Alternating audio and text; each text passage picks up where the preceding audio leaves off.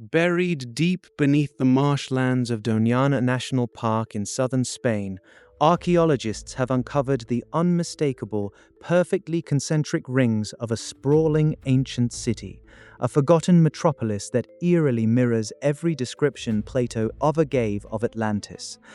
This isn't speculation. This is an unprecedented archaeological find, a complete historical civilization, long thought lost, now resurfacing from the very earth, and it changes everything. Today, we're going to piece together the shocking story of Tartessos, a legendary ancient kingdom that flourished on the Iberian Peninsula, one whose extraordinary wealth, advanced civilization, and sudden, catastrophic disappearance provides a chillingly precise blueprint for the myth of Atlantis.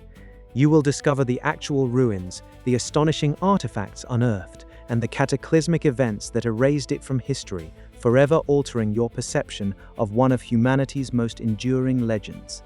For centuries, the tale of Atlantis has captured human imagination, a tantalizing whisper of a technologically advanced civilization swallowed by the sea.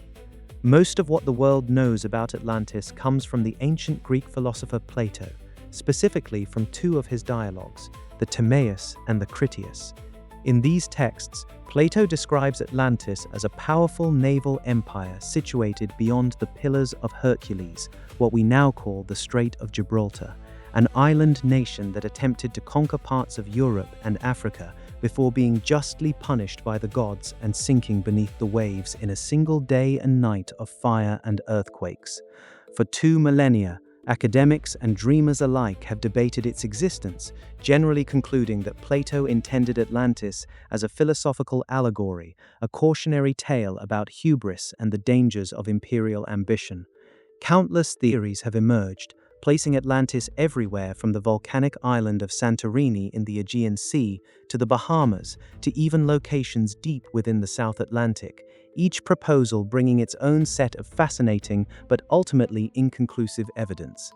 No site ever truly matched the intricate details Plato provided.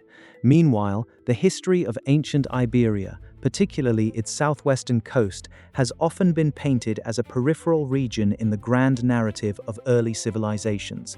Before the Romans, before even the Greeks and Phoenicians established their colonies, the indigenous cultures of what is now Spain were largely perceived as less sophisticated, primarily known for their mineral wealth rather than for their complex urban centers or far-reaching maritime empires. Yet, for a tenacious few, the ancient accounts of a kingdom called Tartessos never quite faded into pure myth. Herodotus, the father of history, wrote of Tartessos in the 5th century BC, describing a land of immense silver wealth, ruled by a king named Arganthonius, who lived for an astounding 120 years. Other classical writers like Strabo and Avienus also spoke of a rich, ancient trading port at the mouth of the Baetis River, modern-day Guadalquivir, that had mysteriously vanished. Even the Bible, in various passages, refers to Tarshish, a distant land synonymous with great wealth, especially silver, often identified by scholars with Tartessos. The sheer consistency and detail of these disparate ancient references, despite their often fantastical elements, always pricked at the minds of a few scholars. They insisted that such persistent echoes couldn't simply be pure invention. But what if Plato wasn't just spinning a yarn? What if he was retelling a story, perhaps distorted and embellished, about a real and powerful maritime civilization that met a truly catastrophic end? For decades, mainstream archaeology largely dismissed Tartessos as either a mythical kingdom or merely a loose confederation of indigenous settlements under Phoenician influence, lacking any singular grand capital. The search for a lost city in Spain seemed just as quixotic as the hunt for Atlantis itself. Then, the 21st century brought new technologies to the fore, technologies that could see beneath the earth without ever turning a spade. In the early 2000s, German researcher Rainer W. Kuhner, following ancient texts and geological studies of the region, meticulously identified an area within the vast, seasonally flooded marshlands of the Doñana National Park in Andalusia, Spain. He hypothesized this could be the site of a truly ancient city. When satellite imagery and subsequent ground-penetrating radar surveys were conducted, what they revealed sent shockwaves through the archaeological community. Deep beneath the shifting sands and silty deposits, unmistakable rectilinear and, more importantly, perfectly concentric circular structures emerged. These were not natural formations. They were the clear architectural imprint of a vast, deliberately engineered urban center. The pattern was unequivocal: rings within rings, separated by what appeared to be ancient canals, all enclosed by a massive, overarching outer wall. This layout, this architectural blueprint, mirrored precisely Plato's description of the capital city of Atlantis, a central island with alternating rings of land and water, connected by canals, protected by formidable defenses. It was an uncanny, almost unbelievable match. Consider this: for millennia, we've debated whether Atlantis was real. What if the answer was staring us in the face all along, just under a different name? The archaeological team, led by American professor Richard Freund from the University of Hartford, among others, further explored this remarkable site. Their findings indicated not just a city, but a substantial, wealthy port civilization, strategically located near the mouth of the Guadalquivir, providing unparalleled access to both the Mediterranean and the resource-rich Atlantic trade routes. Excavations brought to light astounding evidence of sophisticated metallurgy, far beyond what was typically associated with the region for that period.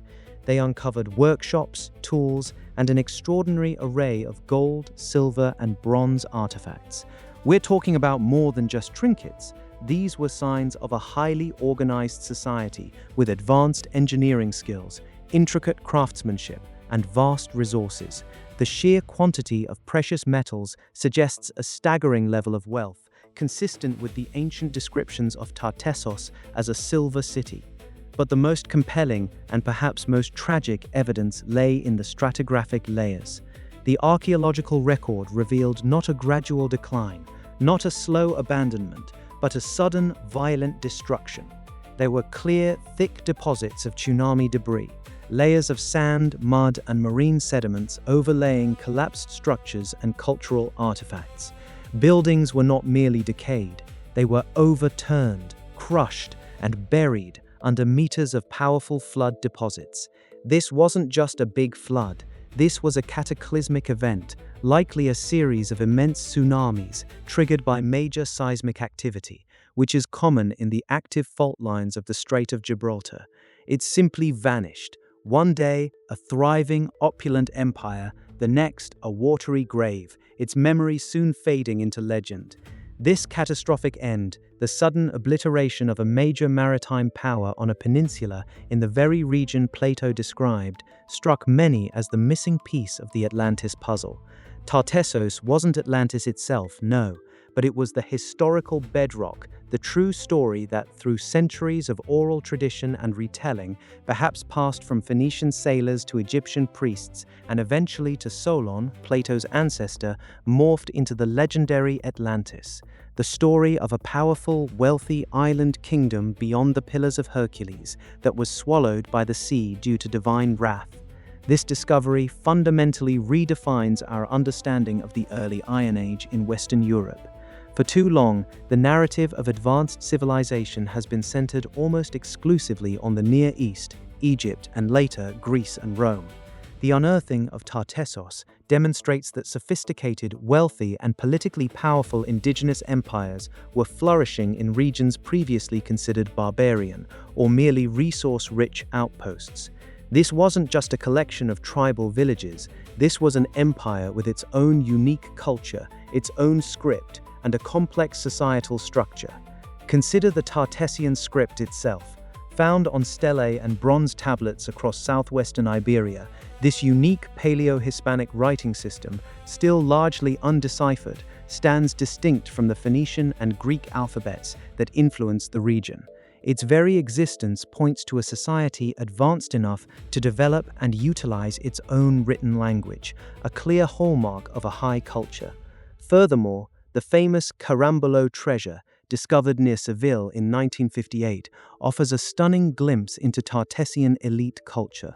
While its exact provenance is debated, many archaeologists now link its incredible gold artifacts, a magnificent golden pectoral, bracelets, necklaces, and a crown, to the Tartessian elite, or at least to the deep influence of their wealth and craftsmanship. These pieces are not simple adornments, they are works of art, reflecting advanced metallurgical skills and a society capable of commissioning and valuing such exquisite objects. The sheer scale of its trade network also demands re-evaluation. Tartessos wasn't just receiving goods, it was a central hub, connecting the tin mines of Cornwall in Britain, the silver of Iberia, and the copper of the Mediterranean, supplying crucial raw materials for the Bronze and Iron Ages across the ancient world. This was a true globalized economy, millennia before our textbooks tell us such things existed. The memory of such a pivotal, yet suddenly erased power would undoubtedly have resonated across the ancient world, becoming fodder for storytellers and philosophers alike. The island aspect of Plato's Atlantis, for instance, could easily be a misinterpretation of Tartessos's location on a vast, fertile river plain, crisscrossed by canals and estuaries, or perhaps an embellishment of its being surrounded by water channels after a cataclysm. From this moment on, when you hear the name Atlantis, it will no longer be a fantastical fable from the pages of fiction. It will be the echo, the ghostly whisper of a real, vibrant, immensely powerful empire, swallowed by the very waters that once sustained it.